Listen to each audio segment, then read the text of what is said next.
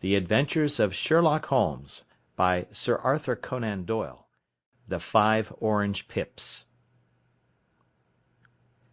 When I glance over my notes and records of the Sherlock Holmes cases between the years '82 and '90, I am faced by so many which present strange and interesting features that it is no easy matter to know which to choose and which to leave. Some, however, have already gained publicity through the papers, and others have not offered a field for those peculiar qualities which my friend possessed in so high a degree,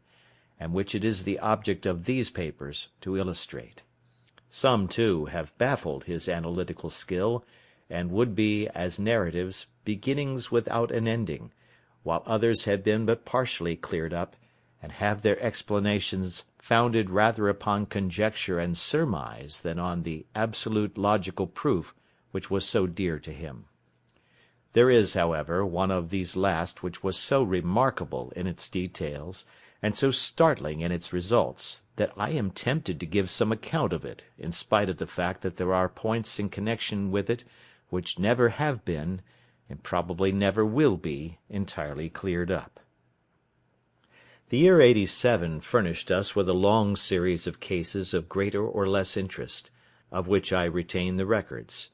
Among my headings under this one 12 months, I find an account of the adventure of the Paradol Chamber, of the Amateur Mendicant Society, who held a luxurious club in the lower vault of a furniture warehouse; of the facts connected with the loss of the British bark Sophie Anderson;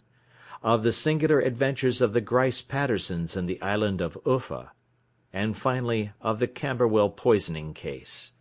In the latter, as may be remembered, Sherlock Holmes was able, by winding up the dead man's watch, to prove that it had been wound up 2 hours before, and that therefore the deceased had gone to bed within that time, a deduction which was of the greatest importance in clearing up the case.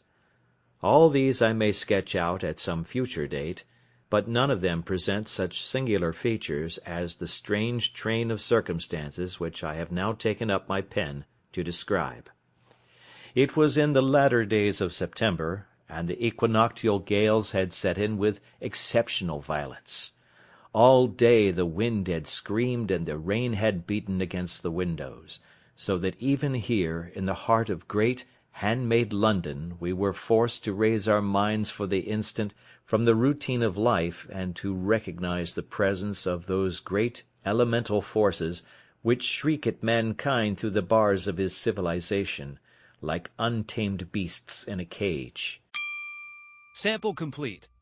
Ready to continue?